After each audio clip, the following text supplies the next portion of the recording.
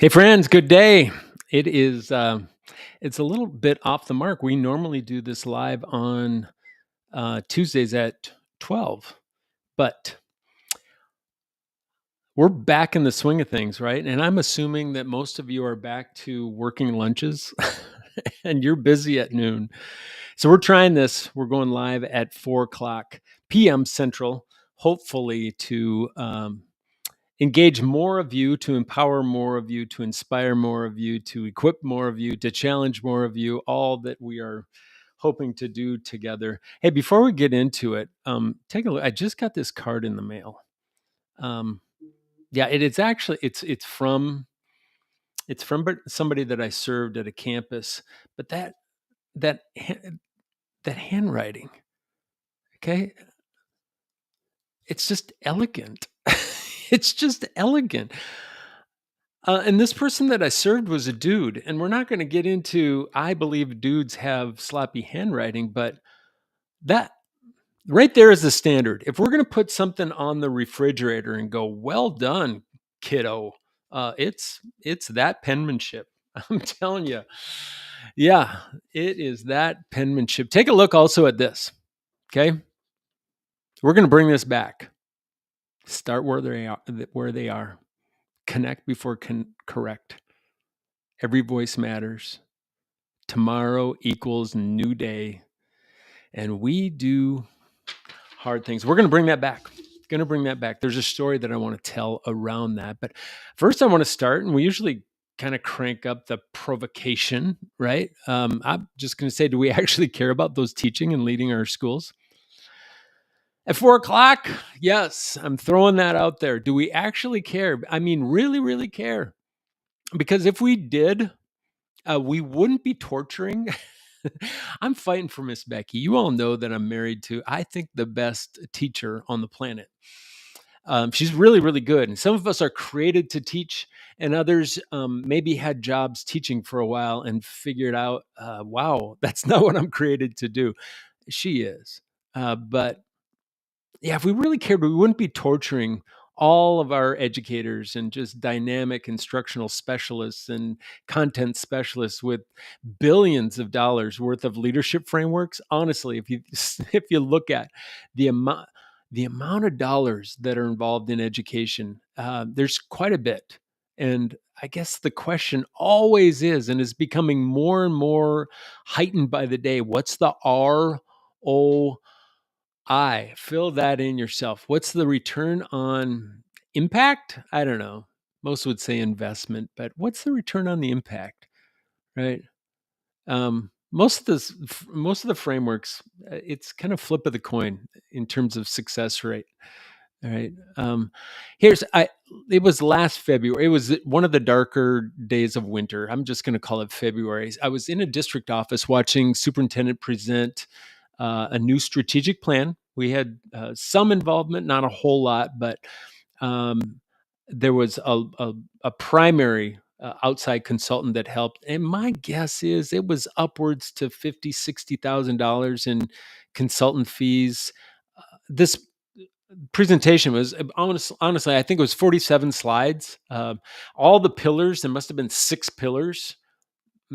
There must have been at least Michael Jordan number 23 action items underneath every single pillar. A bunch of acronyms that nobody would remember by lunch. The equivalent to that, my guess, I was in my head thinking, I wonder how many hours of tutoring time this might buy, right? I wonder how many school lunches this investment, that return on investment might buy.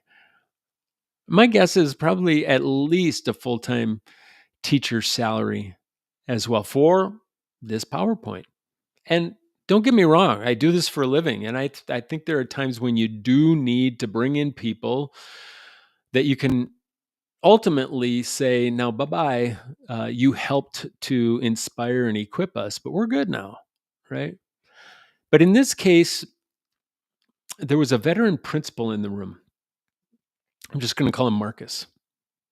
Many years of experience in the same building, right? He said something that kind of just hushed everybody. He said, all of this is really beautiful. It's complex. I'm leaning in to try to understand it. But what do I tell a teacher crying in my office at 4:30 saying she's beyond just stressed out and it's still first semester? Where is that? Where is that in the entire diagram here? Again, the room got pretty quiet. I think because Marcus had exposed just this bajillion-dollar lie that we've all been living, that we're drowning our people in the complexity while everybody's just begging, honestly, give me some liquid oxygen so I can just liquid oxygen. I don't know if that's a term. Just give me some good O2 so I can breathe clarity. Just tell me what is. Okay. I think it keeps me awake thinking about one of the best models on the planet, AA, Alcoholics Anonymous, has transformed 50 million lives using phrases that just fit on the backs of matchbooks. Shout out to mom and dad.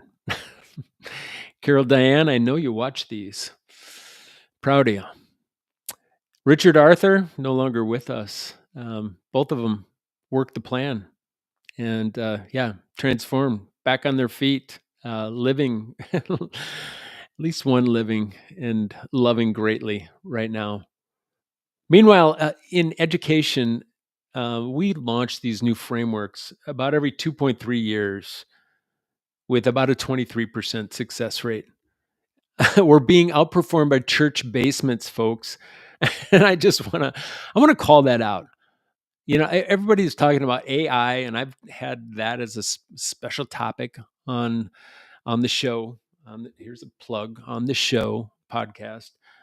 We've talked about it on the live here, but will it replace teachers? I think it's going to replace teachers that aren't using AI. I'm just going to be straight up, but that's the wrong focus altogether. I think the real disruption actually is just this whole worldwide mental health crisis that's making every complex system right now quite obsolete. People just cannot handle the complexities of 43 slides and 6 pillars and 23 subpoints. And when you think about 73% of teachers report extreme stress, their brains are they just cannot process all of those slides and the frameworks. And it's a neuroscience issue. Under stress, your brain can only access simple patterns. So there's kind of the controlling idea here today. Maybe your $50,000 strategy, it's neurologically inaccessible, actually, when it probably should matter most. So let me just hit you with some wow. Some data. MIT. So MIT researchers studied this change initiative thing in complex systems for about 5 years. Simple, memorable phrases drive behavior change 7 times more effectively than all of those complex frameworks. Simple language, using simple tools creates nothing simple. It's not simplistic, but it creates systems that scale. I don't know if we needed MIT to tell us that. That's not a margin of error. That's a difference between, really, I think you think Netflix and Blockbusters, either success or failure, right? 3 months ago, same day, 2 meetings. Meeting 1, district leadership team, conference room B, let's just say, reviewing their excellence through equity framework. There were 8 components, 32 indicators, measurable metrics, all good. Probably something that would make McKinsey jealous. It was thorough. Here's meeting 2, AA, in a Methodist church basement. 40 strangers transforming their lives with 5 words. 1 day at a time. Huh? Maybe 90 days later, 3 months later, the framework team still wordsmithing that mission statement. I've been involved in those things, and my eyes cannot look at my brain fast enough to go, oh my goodness, we haven't even gotten through what font are we using in the text yet. When the AA group, uh, 31 people still sober, lives are literally saved. What's the difference there? And I don't want to overly simplify it, but we spend honestly more on educational consulting than I think the entire operating budget of Vermont public school system. Shout out to Vermont public schools, but I had to find a value that connected, and that was it. By the way, they've got a graduation rate in Vermont public schools. Go ahead and send me some socks or something, VPS, because I'm giving you worthy props right now. 89% graduation rate. Yeah, in the top 10 rankings in most areas that you would want to measure. Yeah, many of the schools running very, very successfully. I want to know what's in the water. What's in that water system in Vermont? It's probably not another framework. I'm just being honest with you. Yeah, Harvard's not going to tell you this because it would kill their consulting revenue. There's a lot of people that have a pretty sweet gig out there. The most successful organizations in human history run on phrases, not frameworks. Phrases, not frameworks. How powerful common words and common language happens to be. That's the point that I want to get across here. Common words, not frameworks. If you can simplify your frameworks into common words, get after it. Think of the Roman Empire, okay? SPQR, if you've done some studying there, the Senate and the people of Rome, right? The Marines, what is it? Semper Fi. Amazon has day one. AA, many phrases. How about one day at a time? Combined longevity, probably 2,500 years, right? Combined consulting fees, zilch, nada. It just works. Think of your brain under stress. Okay. It's like where is it? It's like my iPhone on 1% battery. It's shutting down everything except the essential functions. I can't think of by 10 a.m., most of your teachers across our schools and most teacher leaders are probably running on fumes already because of the complexity of their work. It's like trying to upload a 4K video on a dying phone. It's just so difficult. It's possible, but not scalable. But simple phrases, they're like the emergency. If the Amber Alert went off on this thing right now, I'd look at it and I'd read it quickly. They're like emergency alerts. They break through even in crisis mode, and we know what to do because it just is common and it's scalable. Watch how wisdom actually spreads through schools. So you think week one, the principal says, hey, connection before correction. Week 3, teachers start using it with students. At week 5, maybe the kids start using it with each other. Week 8, parents hear it at conferences. Week 12, a local coffee shop has it on their community board. Month 4, it's painted on the gym wall. Month 6, discipline referrals are down by 50%. Again, the power of words, cost-free, impact priceless, ROI. It's like an infinity loop. Probably continues to just appreciate. Yeah. This isn't just about education. Look at every industry that has been disrupted. You know, Uber didn't have a complex framework. I need ride, I push button. Get ride. Airbnb, hey, belong anywhere. Netflix, no late fees. We all know these things, right? Simple beats complex every single time. Every single time. So 'tis the season for us to be putting together our breakthrough frameworks to occlude those gaps out there. How simple is that framework? I think it was Oliver Wendell Holmes that said, and I will not get it perfectly correct, but it's the leader that can take complexity and move it into simplicity. Okay. Yeah, that is your job, to take all the things that are complex and move it into as simple language as you can get. I say it has to pass the 13-year-old test. Okay. Shout out to my early teens out there. Yeah. Would they be able to understand it? If so, it passes the test. If not, it might need a little bit more work. Don't make it less complex, just make it more clear. Let me tell you about Principal Rodriguez, who did something that should have gotten her fired, honestly. She's in the great state of Nevada. Small urban school, about 73% free and reduced lunch, 47% English learners, bottom 15 in state rankings. Just not that place where you're going to get a lot of people applying for jobs. Previous two principals lasted less than 2 years each. But this one's a success story. The first faculty meeting. Her district officials were expecting the new improvement plan that they'd spent probably 50 grand on, maybe less. But Rodriguez walks in to the whiteboard.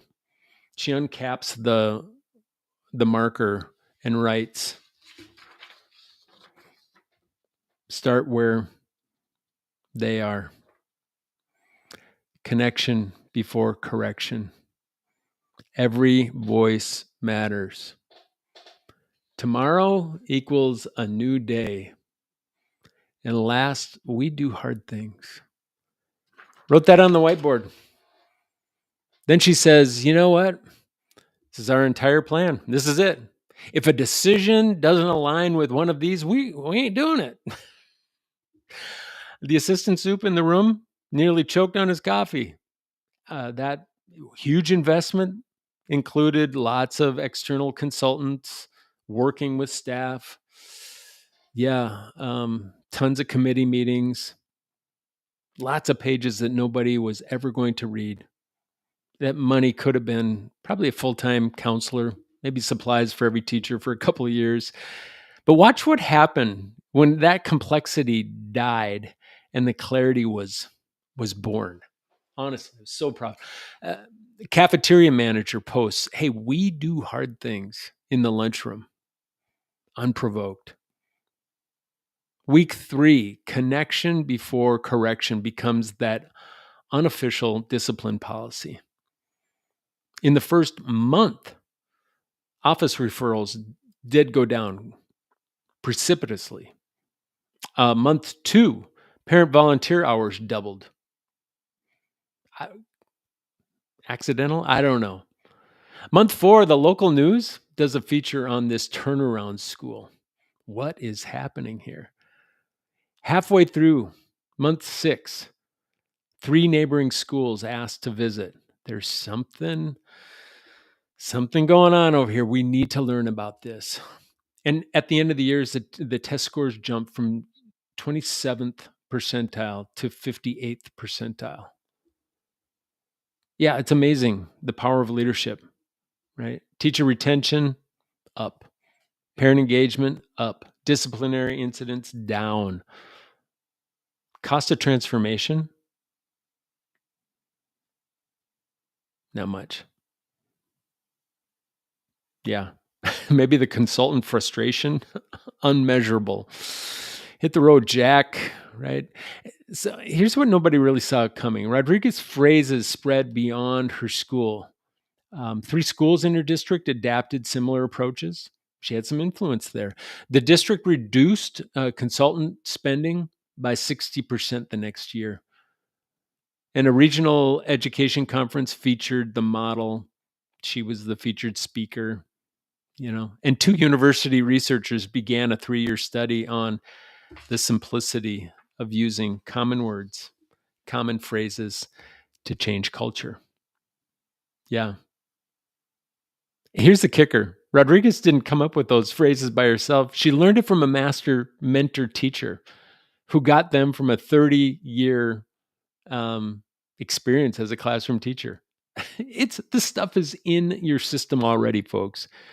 And we're paying consultants thousands to discover what your veteran best teachers, high capacity people already know for free.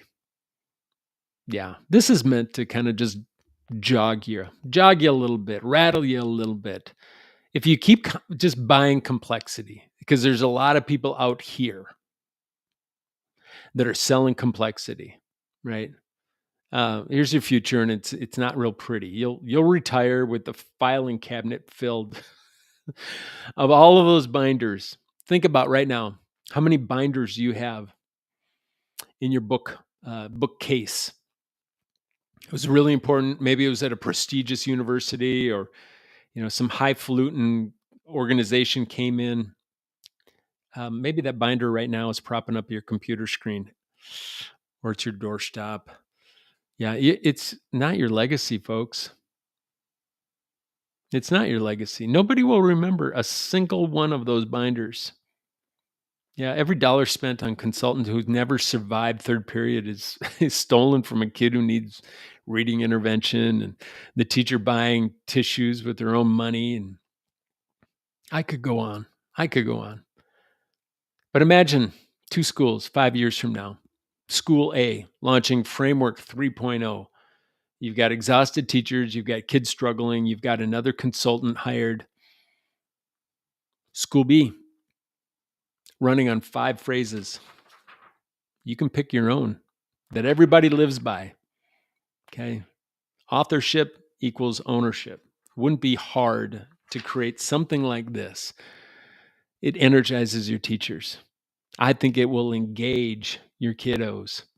And maybe your money goes to local learning. Which legacy do you want? I guess that's what we're gunning after. So much is changing in education right now, but I think we can actually make it quite basic and make it quite beautiful. You're not a Fortune 500 CEO. You're not running Apple, boss. You're supposed to be helping your kids learn how to read or find their place in the world.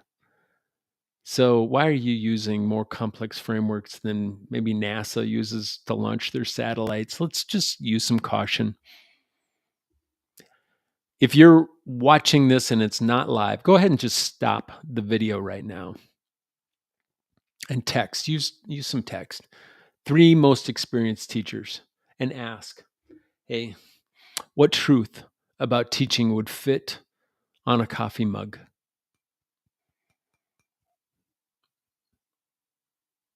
And see what they respond with. What truth about quality teaching would fit on a coffee mug? Don't explain it, just don't contextually, just ask. I guarantee the answers will be better than anything some fancy person in a suit and tie ever delivers across your system. Go ahead right now, because this is a live. Drop a comment in the last framework that failed in your district. Maybe use some discretion and discipline, because, we got to be uber careful these days, because I always feel like somebody's watching me. Yeah. But we've all had some failed stuff. Some of it more cheap than others. But yeah, put a comment in there. Maybe something that didn't go well. Framework that didn't go well. But also put in there a phrase that you believe would fit on a coffee mug. Huh? Let's do that. You put it in there, other people are going to read it. So have some courage. What's a frame about quality teaching that would fit on a coffee mug? That could be a core shaper of how we do things around here. You really have a choice. You can keep funding complexity that sounds impressive at board meetings, right? But it just dies in classrooms. That's just the reality. We're not closing the gaps fast enough, folks. Or you can recognize the transformation actually lives in those sentences, and your lunch monitor lady already knows about it, right? If you want to know what most successful behavior change in organizational history, Study Alcoholics Anonymous, AA. I think 89 years in running. 50 million transformed lives. Annual consulting budget? Nada. Want to know the least successful? American public education. Yeah, 25 billion in consulting is what we pay, with about a 23% success rate in our initiatives across K-12 and higher ed, folks. The difference, one uses phrases, right, that work when you're broken. The other uses frameworks that only work in conference rooms. So great leaders don't need more pillars. They need more truth that fit on sticky notes. Okay. Make it simple, boss. Take the complexities. Make it as simple as possible. Be kind to your teachers. Because here's the thing. There's a second grade teacher right now, probably 9:30 tonight, will be sitting in an empty classroom wondering if she can make it through tomorrow. And it's still first semester, right? Your strategic plan ain't going to help her. But maybe the phrase, tomorrow's a new day, might save her career and impact thousands of more kiddos. Choose accordingly. Simple scales, complex fails.